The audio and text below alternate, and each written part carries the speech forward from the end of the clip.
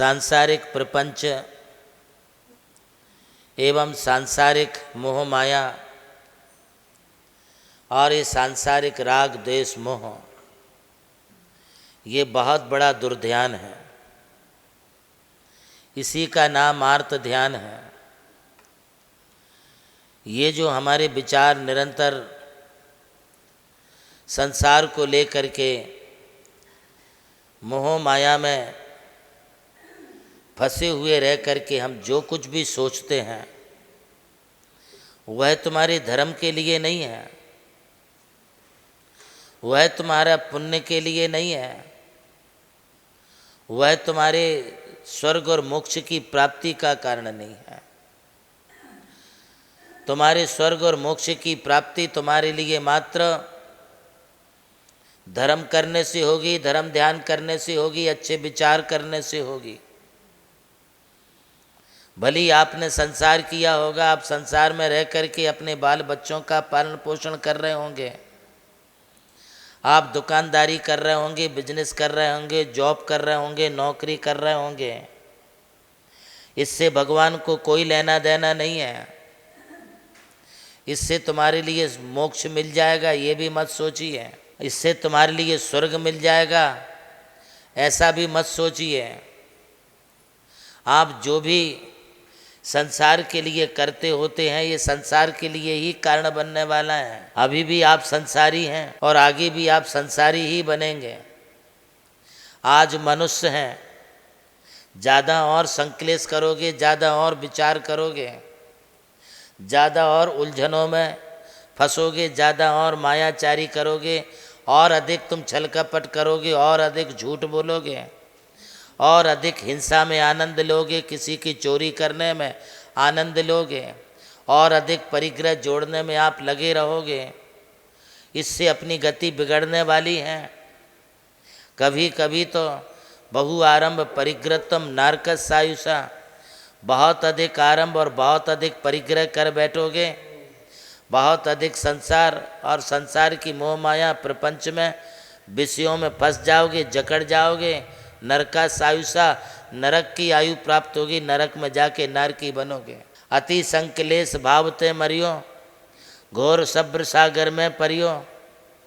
और ज़्यादा संकलेश करोगे किसी भी बात को लेकर के, जो हो गया, बीत गई सो बीत गई, अब राख रही। गते शोकम न कर्तव्यम, जो घड़ी बीत चुकी है अब जिसका कोई अपने लिए संबंध नहीं है, ऐसे आप विचार यदि कोई रखेंगे, करते रहेंगे, सोचते रहेंगे उसी के बारे में, अरे जो घटना हो गई, अब वो पुनः तो आने वाली नहीं है। आप ये जो अनेक प्रकार का ये जो मन में दुर्ध्यान करते रहते हो, अब ध्यान करते रहते हो, आज मनुष्य जन्म मिला है, आगे चल करके यदि आयुष्य पूरी हो गई, मृत्यु को प्राप्त होगा और इन्हीं विचारों से मरे तो नरक और त्रियंच गति की प्राप्ति होगी। ये आर्त ध्यान त्रियंच गति के कारण है। ये इष्ट वियोग अनिष्ट संयोग चलते रहने वाला संसार में जीवन भर। ये मत सोचो कि ये सिर्फ तुम्हारे साथ ऐसा इष्ट वियोग अनिष्ट संयोग हो रहा है, ये हमारे जैसे साधुओं को भी हो जाता है। हमें भी अपने परिणाम स्थिर रखने होते हैं। तुम्हारा क्या था जो खो गया, जिसके लिए तुम रो रहे, जिसके लिए तुम चिंता कर रहे, क्या था तुम्हारा? तुम क्या लेकर के आए थे, क्या लेकर के जाओगे? जो कुछ है सब यहीं बनाया, यहीं छोड़ करके जाना है। फिर क्यों किसी बात को लेकर के मन ही मन में, अरे मेरा ये चला गया, मेरा वो हो गया, मेरे बच्चे मर गए, मेरे बाप मर गए, मेरी माँ मर गई, जबकि ये सब तुम जानते हो मरना सबको एक दिन, सबके लिए एक ना एक दिन तो मरना है। किंतु ये लाइन मंदिर में बैठ के गाने के लिए नहीं है, ये लाइन तुम्हारे आत्मचिंतन के लिए है। आज हमने सारा पूजा पाठ, ये भजन धजन, ये तुम्हारे गाने, ये तुम्हारी 12 भावना सिर्फ ओंठों पर रखते हैं हम, हृदय में धारण करो। मरण के समय भी पूछते हैं क्या है, उनको बुला दो, इनको बुला दो, बच्चों को बुला दो, घरवाली को बुला दो, घरवाली कहती पति देव को बुला दो, सबको बुला लो सामने, सबको बैठा लो। क्या तुम बचने वाले हो? क्या वो बचने वाले हैं? यहाँ तक कि डॉक्टरों को भी बुला लो, कुछ भी कर लो, वो नाड़ी पकड़ करके बैठे रहेंगे किंतु तुम्हारी प्राण पकड़ करके नहीं बैठ सकते हैं। फिर भी तुम आर्त ध्यान करते रहते, रोता धोना। तुम जो मर गया उसके लिए नहीं रोते हो, तुम रोते हो अपने स्वार्थ के लिए। अब ये मर गया, अब कौन ला के कमा के देगा, ये मर गई अब कौन बना के खिलाएगा, ये मेरा बच्चा, ये मेरी बहू।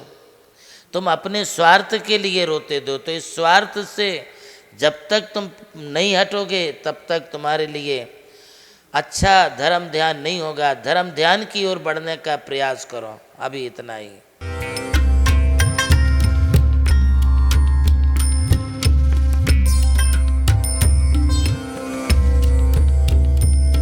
जैन धर्म केवल धर्म नहीं, जन जन का धम है। यही है इस धर्म की संस्कृति। सन 2010 चातुर्मास के दौरान मांगी तुंगी और गजपंथा की तीर्थ यात्रा के बाद एक रात्रि गजपंथा की पहाड़ियों पर विश्राम करते समय आचार्य श्री देवनंदी जी महाराज को एक दिव्य स्वप्न प्राप्त हुआ। स्वप्न में उन्होंने देखा कि एक ऐसा तीर्थ जिसकी कोई कल्पना भी नहीं कर सका था, एक ऐसा स्थान जहां पंच परमेष्ठियों की भव्य मूर्तियां हों, एक ऐसा समव शरण जो समर्पित हो जैन धर्म की शाश्वत परंपरा को। उस दिव्य संकेत को जीवन में उतारने के लिए आचार्य श्री कुंथलगिरी की ओर विहार पर निकल पड़े। वहां एक श्रद्धालु ने अपनी भूमि पूज्य गुरुदेव को समर्पित की और यहीं से आरंभ हुई मुंबई आगरा हाईवे NH3 स्थित णमोकार तीर्थ के निर्माण की महायात्रा। ये वही भूमि है जिसे राम टेकड़ी कहा जाता है, जहां भगवान रामचंद्र जी ने 12 लाख वर्ष पूर्व तपस्या की थी। आज यही भूमि बन रही है जैन संस्कृति का जीवंत प्रतीक णमोकार महातीर्थ। यहां बन रही है 51 फीट ऊंची अरिहंत परमेष्ठी की मूर्ति, चारों दिशाओं में 31-31 फुट ऊंची अन्य परमेष्ठियों की मूर्तियां। कुल मिलाकर एक अद्वितीय समवशरण की रचना है जिसका वर्णन Guinness book of world record में दर्ज हो चुका है।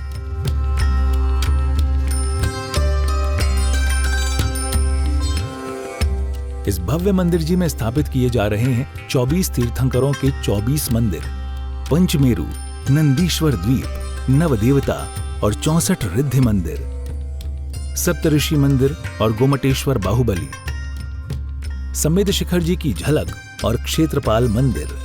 यहाँ पर अब तक 250 से अधिक कमरे निर्मित हो चुके हैं, जिनमें 75 साधु साध्वियों के लिए एवं यात्री निवास आधुनिक सुविधाओं से युक्त है।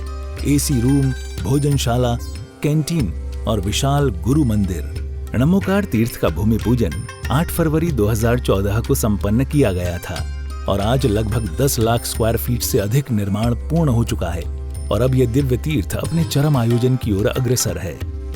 2026 में जिन शासन के वरिष्ठतम आचार्य परम पूज्य साधना सम्राट गणाधिपति गणधराचार्य श्री कुंथु सागर जी महाराज के सानिध्य में एवं परम पूज्य प्रज्ञा श्रवण सारस्वताचार्य श्री देवनंदी जी महाराज की प्रेरणा एवं निर्देशन में 400 से अधिक साधुओं की उपस्थिति में आगामी 6 से 13 फरवरी 2026 में णमोकार तीर्थ का भव्याति भव्य अंतर्राष्ट्रीय पंच कल्याणक प्रतिष्ठा एवं महामस्तकाभिषेक महोत्सव का आयोजन होने जा रहा है। खुल रहा है पुण्य का द्वार, जो करेगा भव पार।